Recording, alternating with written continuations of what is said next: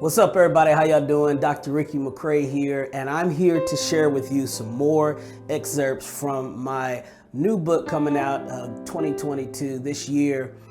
Some things are worth fighting for. So today I want to do a continuation of a video that I put out earlier this week that was called Deception. And so today I want to talk about Deception Part 2. Deception Part 2. My wife asked me the question. She said, so what if you have a young man that is a teenager, maybe 15 years old, that was just like you, and his father or mother, one of his parents, is really hard for them to have a relationship with, that keeps disappointing them? What do you share with them? How do you get them to understand what you're talking about, pursuing this relationship of forgiveness and reconciliation? And how do you explain to, perhaps their mother or the other parent who sees this and just wants to protect their child?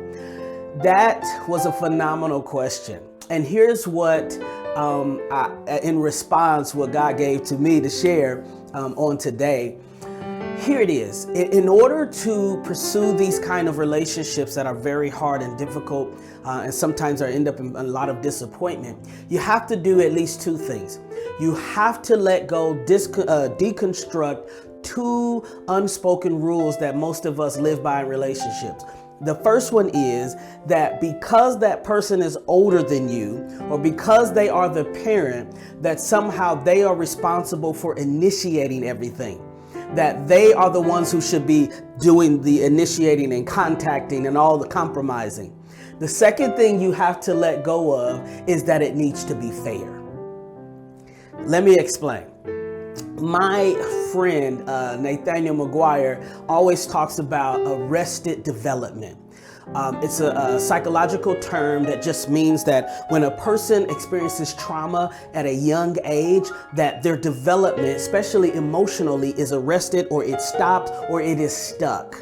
Many of us have parents, we have people in relationship with who have arrested development. They suffer from it, meaning that they had some kind of trauma, some kind of pain, some kind of hurt when they were a child. And yes, they kept getting older, but they're emotionally, they are at the same age as when they experienced trauma. And so you have grown people who are emotionally immature and emotionally like a child. Which means that you could have a teenager, right, who is in a relationship with the parent who they may be mature-wise or emotionally more mature than their parent.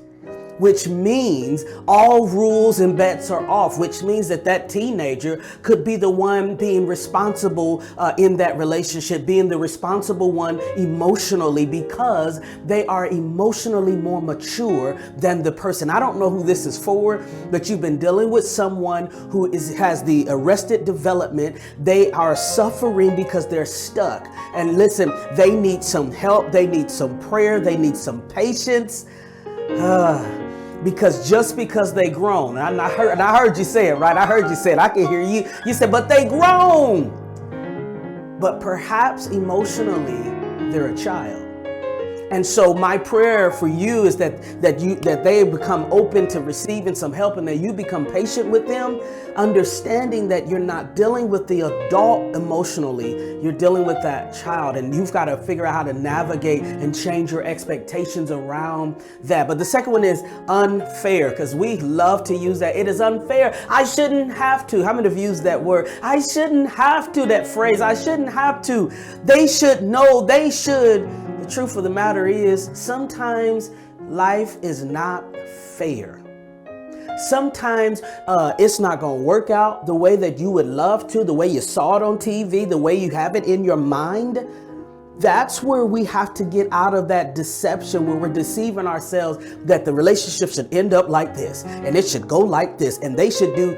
Let it go. It's not fair, but here it is. It may not seem fair, but the benefits that you will receive, right, from pursuing a relationship that God tells you to pursue, is going to far outweigh whatever unfairness, whatever sacrifice, whatever you have to give up. Listen, I'm gonna tell you now, me pursuing my relationship with my dad, I learned patience.